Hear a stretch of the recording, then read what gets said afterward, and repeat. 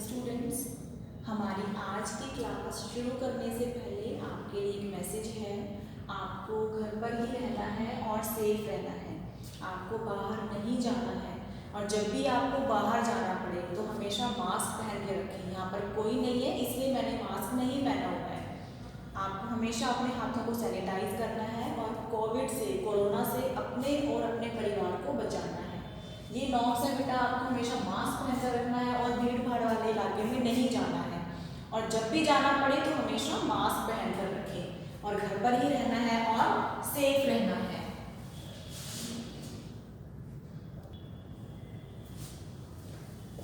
हमारी आज की क्लास में हम चैप्टर नंबर 7 जो कि कोऑर्डिनेट ज्योमेट्री है क्लास 10 का कुछ इंपॉर्टेंट क्वेश्चंस करेंगे। उसके लिए क्वेश्चन 1 मैंने यहाँ लिख दिया है। क्वेश्चन है हमारे पास, find the coordinates of the point which divides the join of -1, 7 and 4, -3 in the ratio 2:3। इस क्वेश्चन को मैं हिंदी में पढ़ रही हूँ। उस बिंदु के निर्देशांक ज्ञात कीजिए जो बिंदुओं -1, 7 और 4, -3 को मिलाने वाले रेखाखंड को 2:3 के अनुपात में विभाजित करता है। क्वेश्चन में क्या दिया है? क्वेश्चन में दिया गया है कि हमें अगर ज्वाइन किया हुआ है, join of this point and this point, हम क्या करेंगे? सॉल्यूशन मैं कर रही हूँ इसका। इसमें हमें पॉइंट बनाने से पहले इसमें हम मेंशन कर लेंगे। मान लो इस पॉइंट को हमने ले लिया A, इसको ले लिया हमने B। तो A पॉइंट है हमारा -1, 7 और B पॉइंट हमारा हो जाएगा 4, -3। ये हमारा B पॉइंट हो गया। हमें क्या निकालना है? हमें एक ऐसा पॉइंट निकालना है, C पॉइंट मान लो हमने मान लिया, जो कि किस रेशो में हो? 2:3 की रेशो में। और ऐसा पॉइंट हमने लिया जो इस पूरी लाइन को इस रेशो में डिवाइड करे। हमें 2 पॉइंट निकालना है। तो क्या करते हैं, यहाँ पर हम यूज करेंगे section formula. Section formula use करते हुए हम क्या करते हैं? ये रेशो है हमारे पास, ये हमारा पॉइंट है और हमें ये वाला पॉइंट निकालना है। इसके लिए हम क्या करते हैं? ये x कोऑर्डिनेट होता है, ये y होता है, इसको हम x1 y1 लेते हैं और इसको हम लेते हैं x2 y2। अब जो इधर वाली रेशो होती है उसको हमारे से मल्टीप्लाई करते हैं और इधर वाले को इधर वाले से करते हैं। और ये जो पॉइंट C है इसके कोऑर्डिनेट को हम ले लेंगे x3, y3। तो x3 जो है वो क्या होगा? x निकाल रहे हैं तो x वाले कोऑर्डिनेट को भी ध्यान में रखेंगे दोनों तरफ। और रेशो जो मल्टीप्लाई होगी वो अगर इधर वाले से लेंगे तो क्या करेंगे? यहाँ वाले रेशो को इससे मल्टीप्लाई करेंगे, -1 × 3 पीछे वाले रेशो आगे वाले नंबर से प्लस, अब x निकाल रहे हैं आगे में सिर्फ x वाला कॉम्पोनेंट लेंगे, आगे वाला रेशो पीछे वाले नंबर से 4 × 2 अपॉन में क्या लिखेंगे? इस रेशो का जोड़ 2 + 3। सिमिलरली y3 हमारे पास क्या हो जाएगा? जब y की बात कर रहे हैं तो दोनों तरफ y की बात करेंगे और आगे वाले नंबर को पीछे वाली रेशो से, पीछे वाले नंबर को आगे वाली रेशो से क्या करेंगे? 7 × 3 से इस नंबर को इस रेशो से मल्टीप्लाई किया प्लस इस y वाली टर्म को x वाली से इस रेशो से मल्टीप्लाई किया तो क्या आएगा? -3 × 2 अपॉन में क्या आता है? अपॉन में आता है इन दोनों का जोड़ 2 + 3। सॉल्व करेंगे, आगे इसको सॉल्व करेंगे। x3 के लिए क्या बन जाएगा? -1 × 3 -3 प्लस 4 × 2 8 अपॉन में 5। सॉल्व कर लेंगे इसको, क्या बनेगा? 5/5 कितना बनेगा? 5। सिमिलरली y3 के लिए सॉल्व करेंगे तो क्या आएगा? 7 × 3 21 -3 × 2 इसको लिखेंगे -6, ऐसे होगा ये अपॉन में 5 कितना आएगा? 15। इसको लिखेंगे 21 -6 अपॉन में 5 कितना आ जाएगा? 15/5 कितना आया? 3। तो हमारे पास जो हमारा C पॉइंट था, ये C पॉइंट था, ये हमने x3 y3 लिया था, ये क्या आ गया? ये आ गया हमारे पास 1, 3। मतलब कि ये जो पॉइंट है इस पे कोऑर्डिनेट होंगे ये, मतलब कि 1,3 ये ऐसा पॉइंट है जो इन दोनों पॉइंट को मिलाने वाली रेखा को इस रेशो में विभाजित करेगा। तो आपको क्या ध्यान रखना है, सेक्शन फॉर्मूला, इसको बोलते हैं सेक्शन फॉर्मूला, इसको बोलते हैं सेक्शन फॉर्मूला। इस फॉर्मूला यूज करके आपको ऐसे कोऑर्डिनेट्स निकालने होते हैं। बस ध्यान क्या रखना है आपको, जब आप इस तरफ के नंबर को जब लेंगे रेशो के साथ, तो ये वाली रेशो यहाँ मल्टीप्लाई होती है और ये वाली रेशो यहाँ मल्टीप्लाई होती है। x निकालने के लिए x वाली टर्म्स को लेंगे और y निकालने के लिए y वाली टर्म्स को लेते हैं। नोट करना इसे।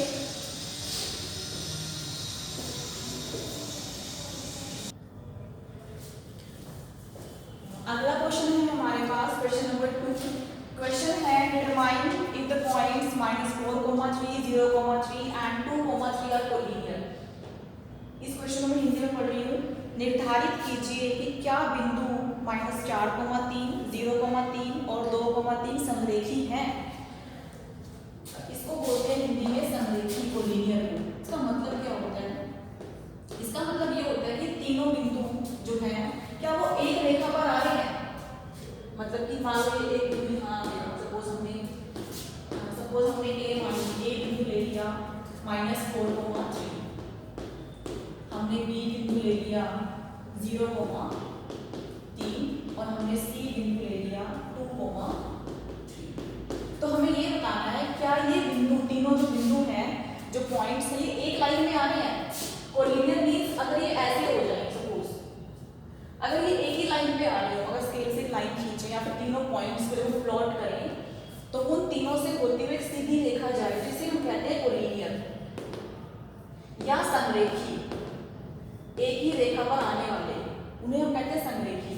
तो हमें ये बताना है कि क्या ये तीनों पॉइंट्स ऐसे हैं या नहीं है।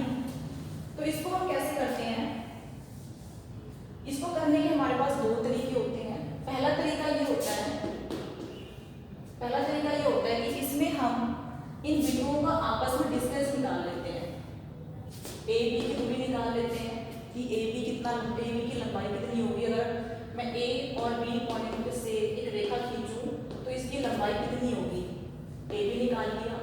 ऐसे मैंने बी सी निकाल लिया, मतलब कि बी और सी की पॉइंट के बीच में अगर मैं बिंदु बनाऊं तो उसकी दूरी कितनी होगी, बी सी निकाल लिया।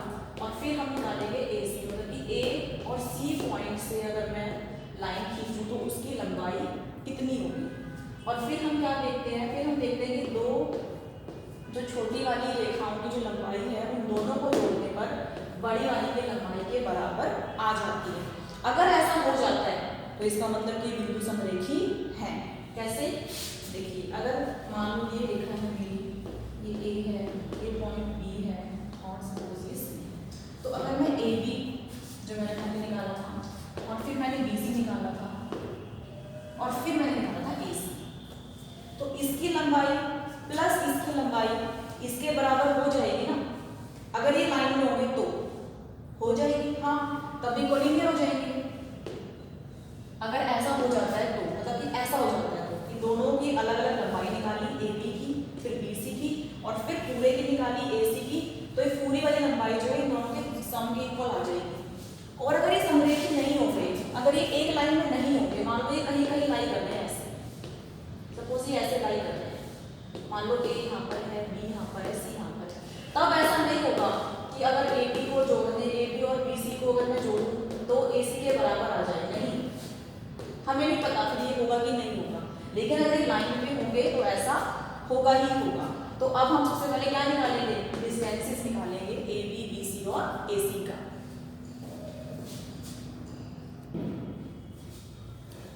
तो इसके लिए क्या करेंगे हम, ए बी, इसके लिए हम यूज करेंगे डिस्टेंस फॉर्मूला, दूरी सूत्र जिसे बोलते हैं डिस्टेंस फॉर्मूला। इसमें क्या करते हैं, इसमें कोई भी दो पॉइंट है हमारे पास, जैसे कि ए ये है और बी है हमारे पास 0,3, ए बी लिखते हैं, ए बी ये होता है दूरी सूत्र। ए बी डिस्टेंस निकाल रहे हैं, ए और बी के बीच में क्या करते हैं, इसका फॉर्मूला होता है रूट लगाएंगे सबसे पहले, और जो बाद में लिखा है बी लिखा है तो बी वाला x point, x axis, x 0 में से x को माइनस करेंगे और इसका स्क्वायर प्लस अब बाद में क्या लिखा b उसका y पॉइंट 3 माइनस पहले वाले का y पॉइंट 3 और इसका और ये माइनस माइनस प्लस बन जाएगा 4 का स्क्वायर प्लस ये क्या बन जाएगा 0 का स्क्वायर कितना आ जाएगा ये बन जाएगा रूट 16 है ना 4 का स्क्वायर 16 प्लस 0 कुछ नहीं तो ये कितना बन जाएगा ये 4 ही बच गया हमारे पास। तो ए बी हमारे पास क्या आ गया ए बी आ गया 4 यूनिट्स। यूनिट मतलब कि अगर वो सेंटीमीटर में है तो सेंटीमीटर, अगर मीटर में दूरी है तो मीटर में, जितना भी हो उसके उतने यूनिट्स उतने इकाई। अब हम निकालेंगे BC बी पॉइंट क्या है हमारे पास बी पॉइंट है 0,3 और सी पॉइंट क्या है हमारे पास सी है हमारे पास 2,3। BC निकालेंगे सेम फॉर्मूला लगाएंगे रूट लगाएंगे बाद वाले x में से पहले वाले x को माइनस करेंगे 2 माइनस 0 का स्क्वायर प्लस बाद वाले y में से पहले वाले y को माइनस करेंगे 3 माइनस 3 का स्क्वायर। ये कितना आ गया root 4 plus 0 root 4 is equals to 2 units. हमारे पास BC आ गया 2 यूनिट्स। अब हम क्या निकालेंगे AC निकालेंगे। A पॉइंट क्या है हमारे पास -4,3 सी पॉइंट क्या है हमारे पास 2,3 डिस्टेंस निकालेंगे AC कैसे निकलेगा भाई रूट लगाएंगे बाद वाले x में से पहले वाले x को माइनस करेंगे माइनस और फिर ये वाला माइनस और ये पूरे का स्क्वायर प्लस बाद वाले y में से पहले वाले y को माइनस करेंगे 3 माइनस 3 का स्क्वायर कितना आ जाएगा 2 ये बन जाएगा 2 प्लस 4 इसका स्क्वायर प्लस ये 0 का स्क्वायर कितना बनेगा रूट 6 का स्क्वायर ये आ जाएगा 6 यूनिट्स। तो हमारे पास क्या आया हमारे पास आया AC का AC आ गया हमारे पास 6 यूनिट्स। ये 6 यूनिट्स लिख रहा है। तो हमने क्या देखा अभी कि इन दोनों का डिस्टेंस ये देखो 4 इन दोनों का डिस्टेंस 2 और इस पूरे का डिस्टेंस कितना आया 6। तो हमने क्या देखा AB plus BC is equal to कितना है कितना है 4 प्लस कितना है 2 कितना आया 6 इसके बराबर है AC। तो AB plus BC is equal to AC आ गया। इसका मतलब ये तीनों पॉइंट्स एक लाइन में लाई कर रहे हैं। इसका मतलब ये पॉइंट्स कैसे हैं कोलिनियर है समरेखी है मतलब कि ऐसे लाई कर रहे हैं। एक पॉइंट यहाँ है फिर एक पॉइंट बीच में है और एक पॉइंट फिर यहाँ पे है। तो इन दोनों की दूरी और इन दोनों की दूरी निकाल ली तो पूरी दूरी के बराबर वो आ रही है। इसका मतलब ये तीनों पॉइंट्स कैसे हैं कोलिनियर है। नोट कर लें इसे। इस क्वेश्चन को अगर एक तरीका और भी है वो है एरिया ऑफ ट्रायंगल। मतलब कि अगर मान लो ये तीनों पॉइंट कोलिनियर होंगे सपोज अगर ये एक लाइन पर होंगे ऐसे होंगे A B C तो इसका मतलब ये है कि इन तीनों पॉइंट्स के बीच कोई ट्रायंगल नहीं बनेगा क्योंकि ट्रायंगल कब बनेगा जब दो पॉइंट तो लाइन बना ही देते हैं लेकिन तीसरा पॉइंट जो है वो किसी भी एक लाइन पे नहीं आना चाहिए। ये तीसरा पॉइंट यहाँ नहीं होना चाहिए या फिर ये वाला पॉइंट यहाँ नहीं होना चाहिए या फिर ये वाला पॉइंट यहाँ नहीं होना चाहिए कि एक लाइन में बना सकते तब ट्रायंगल बनेगा हमारा जब ये पॉइंट्स कोलिनियर नहीं होंगे। और हमें क्या देखना है कि पॉइंट्स कोलिनियर है या नहीं है। तो हम क्या देखते हैं हम निकालते हैं एरिया ऑफ ट्रायंगल इस फॉर्मूले से। अगर ये एरिया इक्वल टू 0 आ गया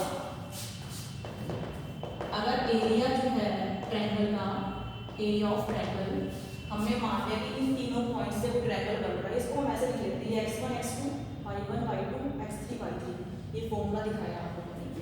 अगर एरिया 0 आ गया